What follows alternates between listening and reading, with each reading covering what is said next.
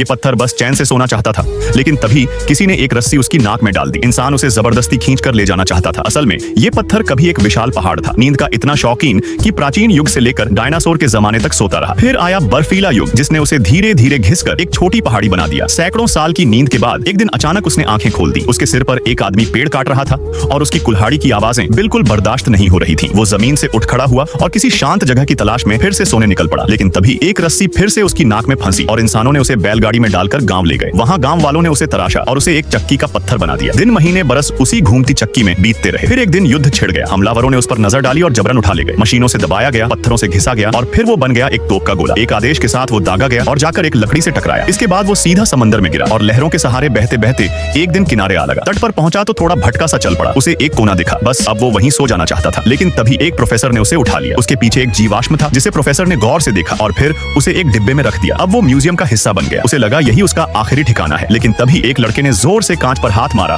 और पत्थर गिरते गिरते सीधा डस्टबिन में चला गया। इंसानों ने उसे कूड़ा समझकर बाहर फेंक दिया। एक आदमी ने उसे उठाया और एक कपल के घर फेंक दिया। वहां से लुढ़कते हुए वो रोड पर गिर गया और एक गुजरती गाड़ी ने उसे उछालकर दूर फेंक दिया। गिरते गिरते वो एक मशीन के गियर में फंस गया, जहां उसे फिर से घिसा गया। थक कर वो वहीं सोने ही वाला था कि एक रोड रोलर आया और उसे पीस कर राख बना दिया। फिर सफाई कर्मी उसे मिट्टी में झाड़ू से मिला गया। उसे लगा अब तो चैन मिलेगा, लेकिन एक मशीन ने उसे उठा लिया और कन्वेयर बेल्ट पर डाल दिया। आगे एक बड़ा सा फर्नेस था जहां वो पिघला दिया गया। अब वो एक शीशे में बदल चुका था, जिसे एक रॉकेट पर लगाया गया। रॉकेट स्पेस में गया। काम खत्म हुआ तो इंसानों ने उसे खुद ही उड़ा दिया। रॉकेट एक उल्का पिंड से टकराया और फिर एक अनजान ग्रह पर गिर गया। वक्त बीतता गया और वो छोटा सा कण धीरे धीरे एक पहाड़ में बदल गया। उस ग्रह पर अब नई जिंदगी शुरू हो चुकी थी। इस चैनल को सब्सक्राइब करें और अपडेट रहें।